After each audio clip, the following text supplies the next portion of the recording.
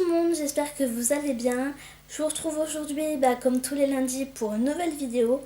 Et cette fois-ci c'est une réception de ma box Axebo comme tous les mois.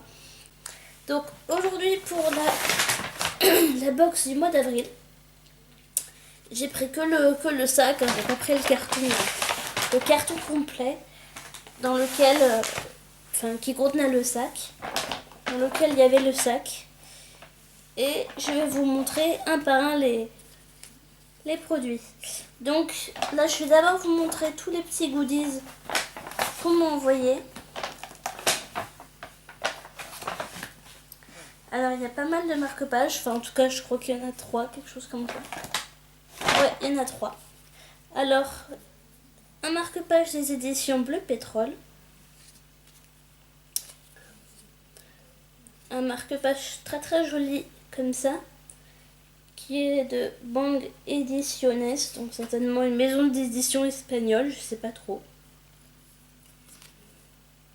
Je sais pas, je connais pas. Et donc là, support de liberté, papier, voir plus loin, regarder loin, se regarder tôt. Et c'est de reliefdoc.com.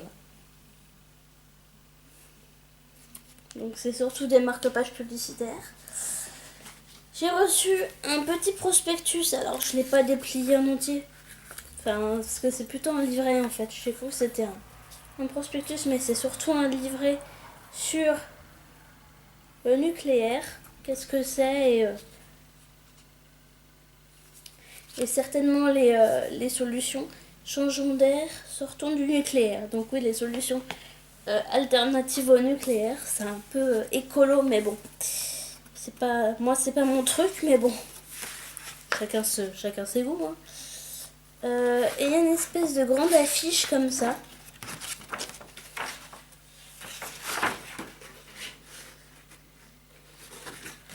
Donc, Ambre Startess. Je sais pas exactement ce que c'est. Je crois que c'est une maison d'édition parce qu'il y a toutes les affiches. Certainement. Je sais pas exactement ce que c'est. Alors, si quelqu'un connaît. Parce que moi, personnellement, je connais pas. Mais bon. On va s'attaquer au plus intéressant. N'est-ce pas? Les livres. Alors là, j'ai été gâtée parce que j'ai l'impression qu'il y a 3 grands formats. On va bien voir. Hein. Donc là, j'ai de Dave Barry et Ridley Pearson, Peter et la poussière d'étoiles. Aux éditions Albin Michel, collection Wiz.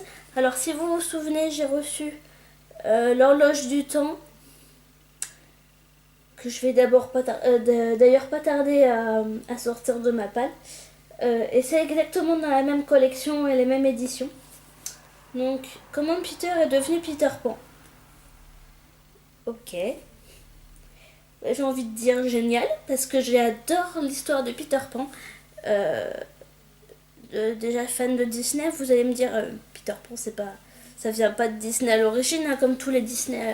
Les Disney, ils ont été forcément repris par Disney et ont une histoire à l'origine, comme les contes d'Anderson, etc.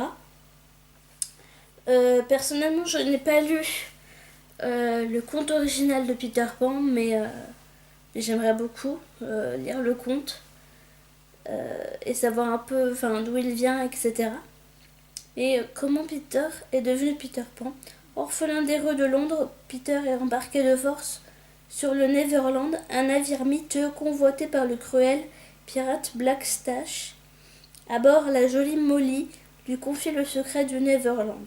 Dans un coffre gardé jour et nuit repose un merveilleux pouvoir, la poussière d'étoiles, qui permet de voler. Fasciné par ce mystère, Peter ne sait pas encore qu'il deviendra grâce à elle, le plus grand héros du pays imaginaire. Waouh. J'adore. J'ai vraiment hâte de découvrir ce roman. Je pense que je vais le lire très bientôt, en fin de compte en fait, parce que ouais, je pense le lire très bientôt parce qu'il m'intéresse beaucoup. Alors ensuite, le deuxième livre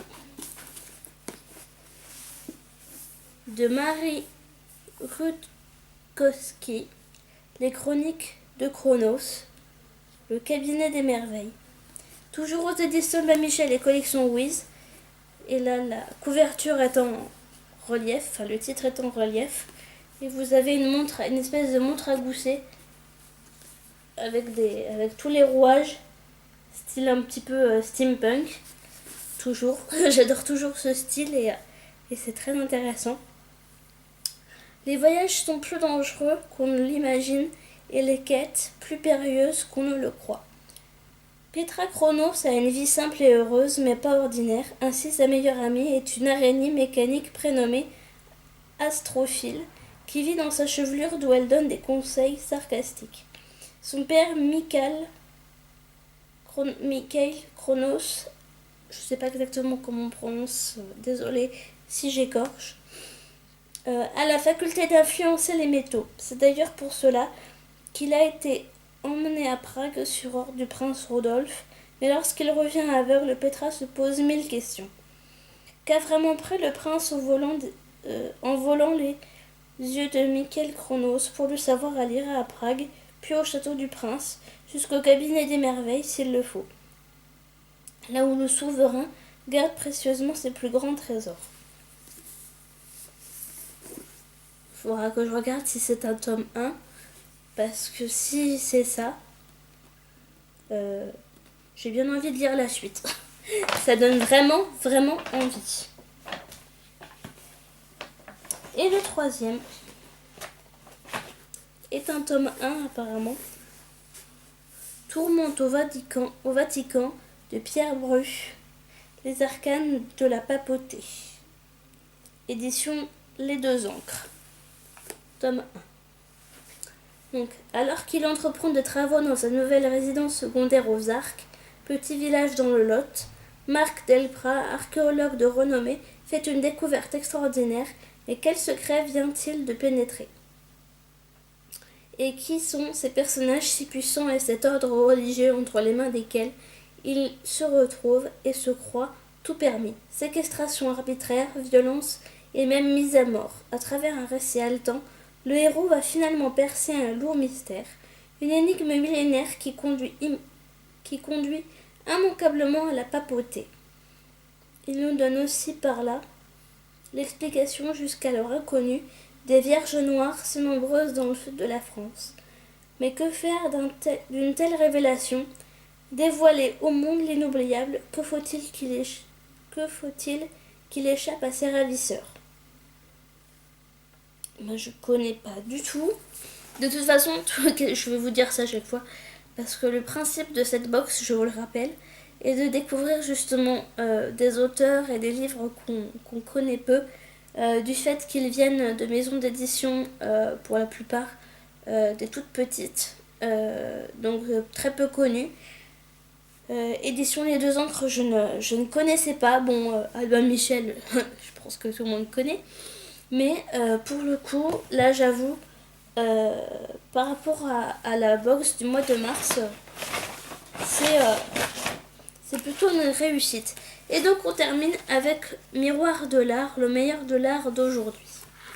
Donc apparemment c'est un magazine. Donc Manifestation internationale de l'art contemporain du 5 avril au 30 juin 2014. Donc c'est un magazine apparemment dédié à l'art. Et j'ai le numéro 53. Je savais qu'il y avait des magazines dédiés à l'art, mais celui-là, je n'en avais encore jamais entendu parler. Non, c'est... je pense que je le donnerai à ma soeur parce qu'elle a fait les beaux-arts. Donc je pense que je lui donnerai, je sais pas encore. Je vais voir si ça m'intéresse. Parce que moi personnellement je suis une quiche en dessin. donc voilà. Franchement je suis très très satisfaite de cette box. Bon ok, très peu de goodies, c'est des marque-pages, mais j'ai envie de vous dire qui n'a pas besoin de marque-pages. Et si c'est des marque-pages publicitaires, c'est pas grave, au moins ça nous en fait profiter. Et ça permet de faire connaître des maisons d'édition qu'on connaît peu. Et c'est bien le but de cette box et je trouve ça super. Non, franchement, pour cette box-ci, je suis vraiment très contente. Je remercie encore Axebo pour leur confiance en moi par rapport aux chroniques que je fais. C'est vrai que je fais pas des chroniques tout le temps par rapport aux livres que j'ai reçus de leur part. J'essaye des fois de privilégier un petit peu des livres que moi j'ai achetés et qui sont depuis longtemps dans ma pile à lire. Donc pour ça je m'en excuse. Mais voilà, je suis vraiment très très contente. Et pour ceux et celles que ça tente cette box, franchement je vous encourage si jamais vous hésitez encore. Donc voilà, je vais tourner là après une autre vidéo qui sera sur la collab. Donc si vous me voyez habillée pareil, ne vous inquiétez pas, c'est tout à fait normal. Voilà, je vous fais à toutes et à tous d'énormes bisous, surtout prenez soin de vous, lisez beaucoup et je vous dis à bientôt. Bye bye.